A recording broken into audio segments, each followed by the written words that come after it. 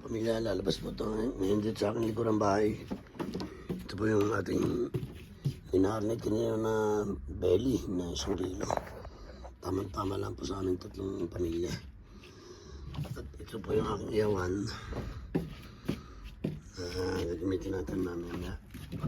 Kung wala po tayo ng uling, ito po yung aking uling. Pang iyaw.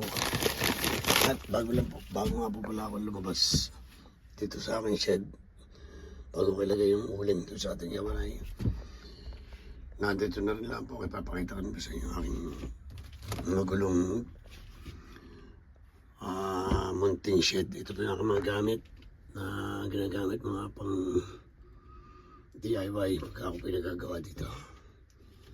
Yan po yung mga pang plastering ko na gamit. Mga pang-electrical ko pa kompleto yan dyan, yung mga wirings. Yan, yung aking pa mga circular so na mahal na mahal ko po at dapat mahalin at napakamahal po naman. Yan po yung mga aking mga gamit, lahat po yan pang plumbing at electrical. Yan po yung mga gamit, drill, yan. Kompleto po yan, mga gamit kong boots. Yan po. Mula po din sa itaas na rin ang mga drill. Yan, hanggang sa pababa. Yan po. Puno po yan ng gamit. Drill, grinder. Lahat po. Kompleto po yan, mga clamps.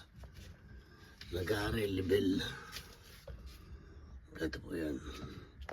At saka nandiyan po na mga ibang gamit pa dito. Yan. Kompleto po lahat yan. Yan po.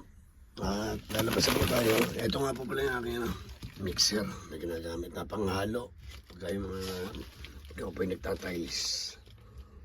Ginagamit po yan sa pagtatiling.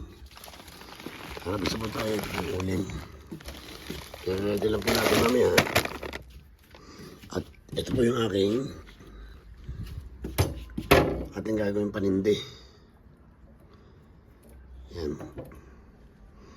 Ito po ay torch. Ginagamit ko po ito sa paghihinang ng copper ng tubo kapag sa mga plumbing.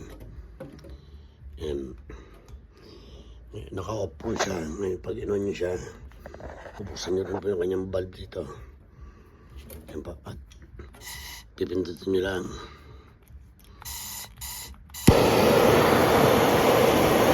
Hindi nyo po kita yung apoy pero kasi may araw. Malakas po yan. Wala po akong lighter kasi hindi na ako naninikaryo kaya na po ginagamit ko torch. At ito po yung ating iyaw ulit. Mamaya na po ulit. Mapapakita ko sa inyo po paano tayo mag-iyaw. Yan. Sige po. Maraming salamat at nakaredy na po lahat. Sa muli po. At mabuhay po kayo lahat.